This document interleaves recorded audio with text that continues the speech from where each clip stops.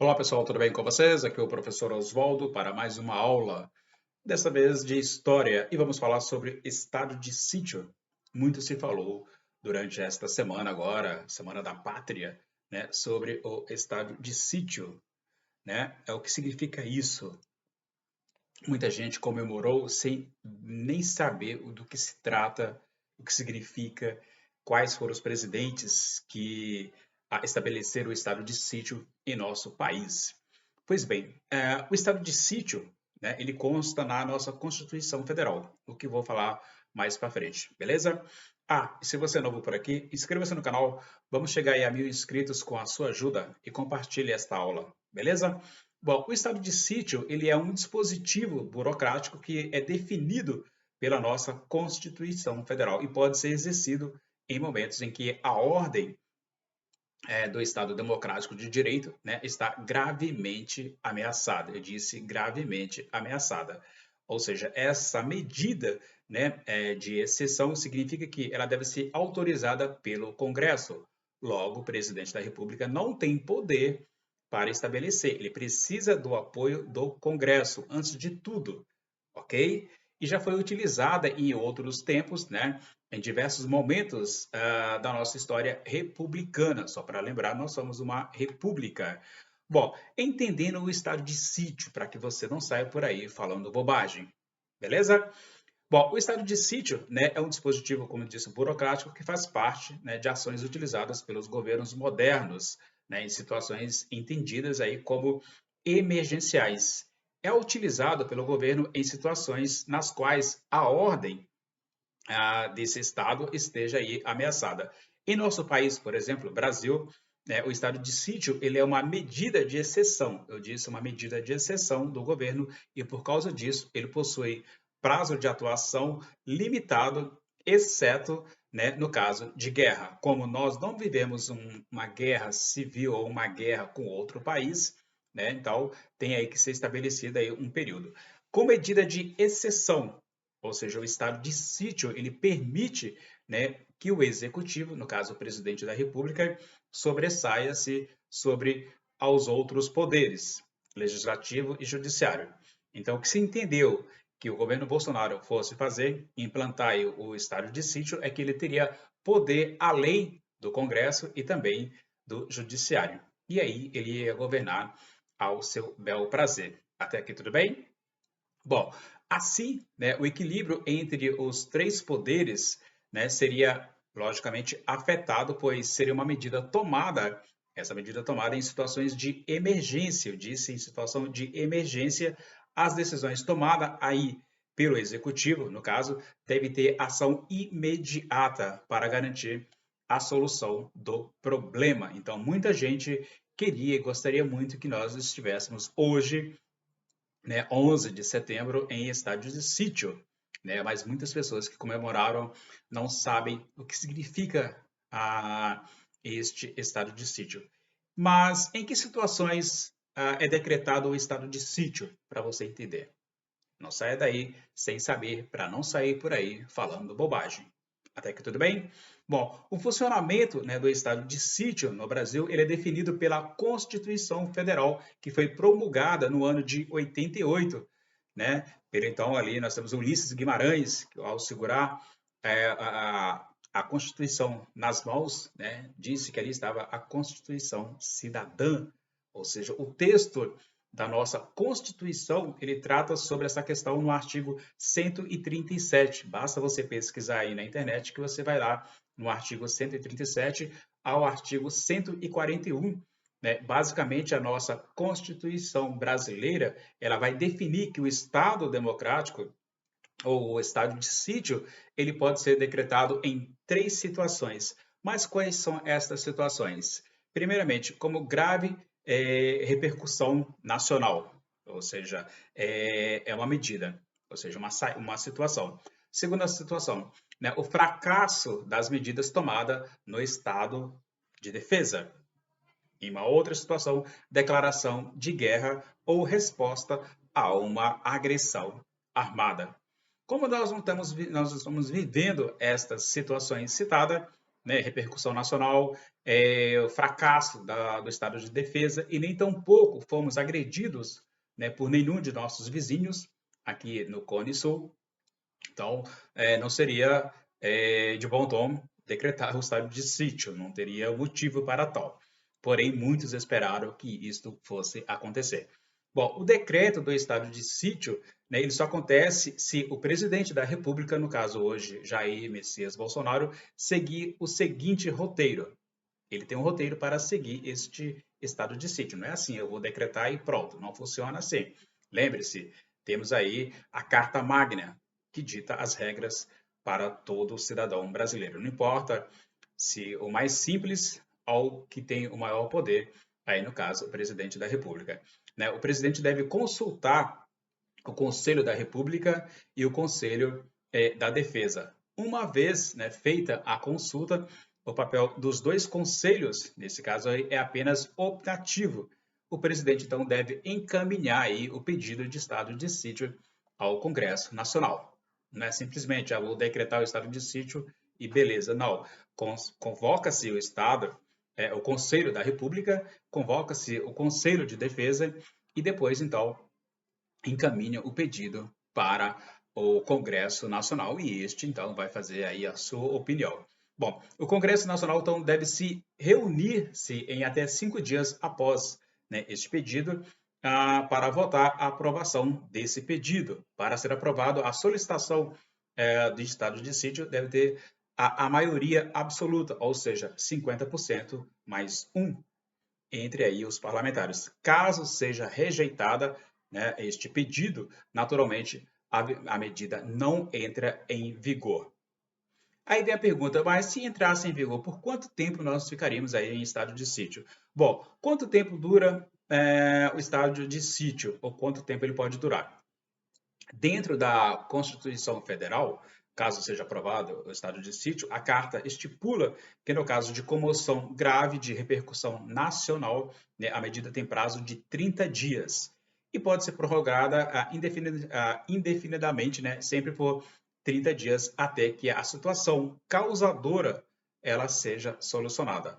Já nos casos de fracasso das medidas tomadas durante o período do estado de defesa ou no estado de defesa, né, a declaração de guerra, por exemplo, ou resposta à agressão armada estrangeira, né, ele ou ela pode, né, aí durar por tempo indeterminado em casos de agressão de um vizinho nossos, né, a atingir o Brasil. Então, entra assim estado de guerra e aí o estado de sítio é por tempo indeterminado. Até aqui tudo bem? Bom, o que muda com o estado de sítio? Bom, com o estado de sítio, o poder executivo ele é reforçado para que as medidas emergenciais necessárias para a segurança do país sejam implantadas. Significa o quê? Significa que o presidente, no pedido do estado de sítio, né, ele deve estipular aí as medidas que ele pretende adotar, né, como, por exemplo, e registrar, né, os direitos constitucionais que deverão ser suspensos. Lembre-se, então, os direitos aí serão suspensos. Caso a motivação, né, seja uma comoção grave de repercussão nacional ou fracasso das medidas tomadas no estado de defesa. Então, dentre esses motivos, quais são esses motivos, né? Você quer saber e eu vou falar. As medidas de exceção que podem ser tomadas são, anota aí pelo menos uma para você não esquecer. Obrigação de permanência em localidade determinada, ou seja, você não pode sair daquele local, né, não ficar transitando por aí como se você estivesse no Estado Democrático de Direito. Então, você já fica restrito à permanência em um determinado local. Outra, detenção em edifício não destinado ao acusados ou condenados por crimes comuns, restrições relativas, né, à inviolabilidade da correspondência, ou seja, a sua correspondência pela lei, ela não pode ser violada em hipótese alguma, ou seja, ao sigilo das comunicações, a prestação, né, de informações e a liberdade de imprensa, radiodifusão e televisão na forma da lei. Entendeu? Como as coisas se complicam no estado de sítio, como é que as coisas se complicam? Radiodifusão, televisão, internet, né, a liberdade de imprensa. Ó, boca fechada, né? A famosa brincadeira da escola, vaca amarela, ou seja, você não pode falar nada. Suspensão da liberdade de reunião, reunir-se em grupo, não. Fazer junção para pedir mudanças, né? Fechamento daqui, fechamento dali, nananina, não, também não pode. Intervenção nas empresas de serviços públicos, né? Isso o governo já faz sem estar no estado de sítio, por exemplo, né? Requisição de bens, requisitar o seu bem. Ah, mas eu sou pobre, eu só tenho uma casinha, eu só tenho uma fazenda. Então, pode sim requisitar bens, né? E se a motivação do estado de sítio for declaração de guerra ou resposta à armada estrangeira, o executivo, no caso, o presidente da República, tem a prerrogativa, né, de suspender qualquer direito constitucional. O presidente da República, em estado de sítio, em caso de uma agressão armada, ele pode suspender, né, qualquer direito constitucional. Qual, por exemplo? O direito de você ir e vir.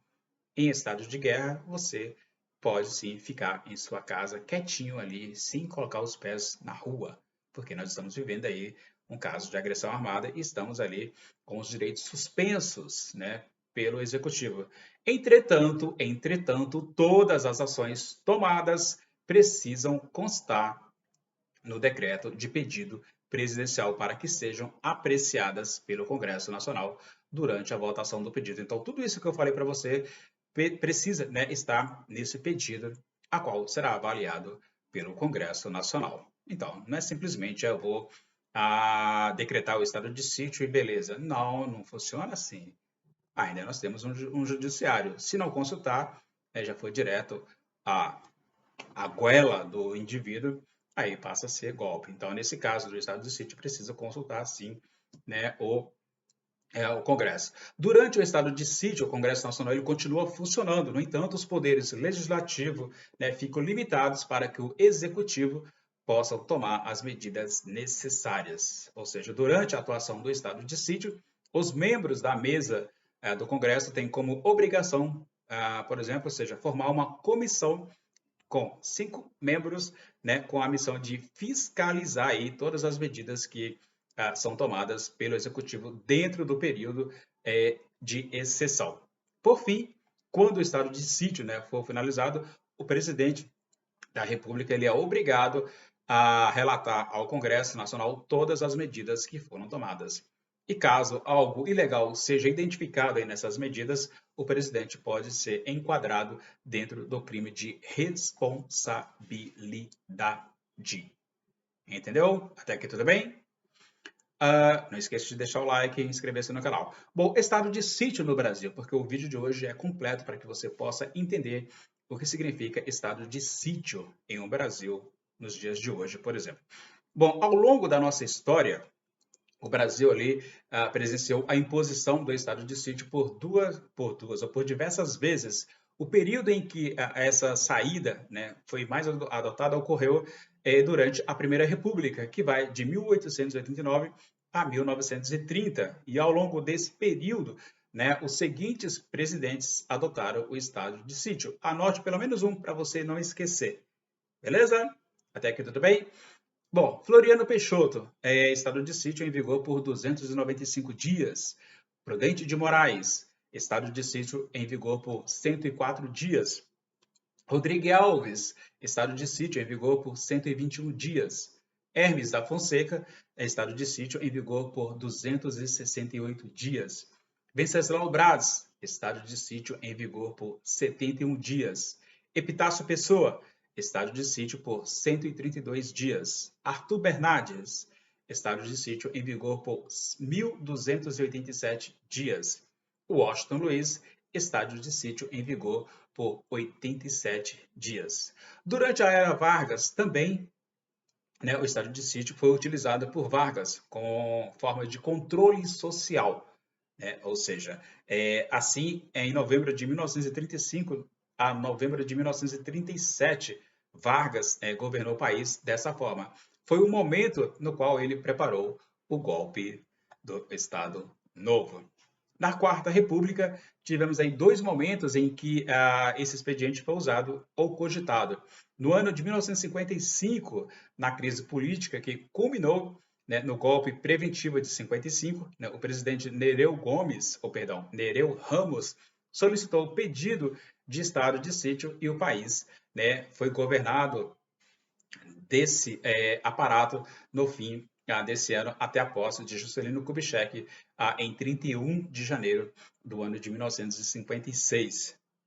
O outro lado também foi João Goulart, né, solicitou a aprovação do estado de sítio ao Congresso em 63 por conta da crise política, além dos protestos que se espalhavam pelo campo no Brasil. E o estopim para que o presidente fizesse aí esse pedido foi uma declaração de Carlos Lacerda, seu grande opositor, defendendo aí um golpe contra o presidente e solicitando a intervenção norte-americana na política brasileira. Eu disse, o pedido de Carlos Lacerda é para que os Estados Unidos fizessem aqui uma intervenção na política brasileira.